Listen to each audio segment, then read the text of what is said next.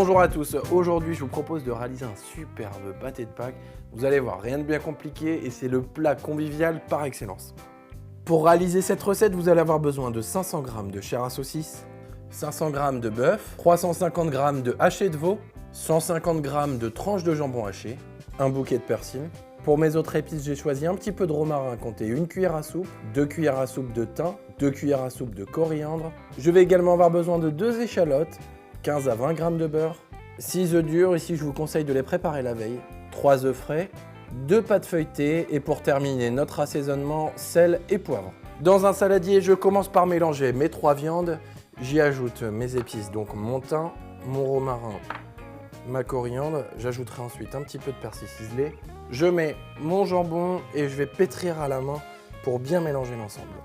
Je vais maintenant ciseler mon persil, hacher finement mes 2 échalotes, ajouter mon sel, mon poivre, la crème fraîche et les 2 œufs frais.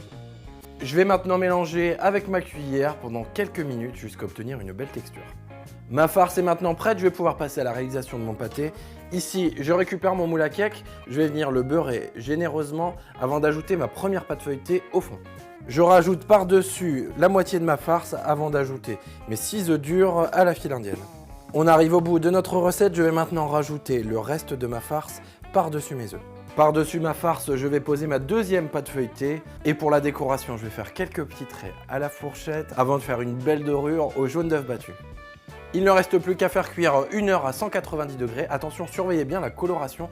Si besoin, ajoutez un petit peu de papier aluminium par-dessus pour éviter que la pâte feuilletée ne noircisse de trop. Voilà, vous savez maintenant comment réaliser un superbe pâté de Pâques. Dernière petite astuce avant de partir, n'oubliez pas, il est préférable de le préparer la veille pour le consommer le lendemain. Bon appétit et à très bientôt.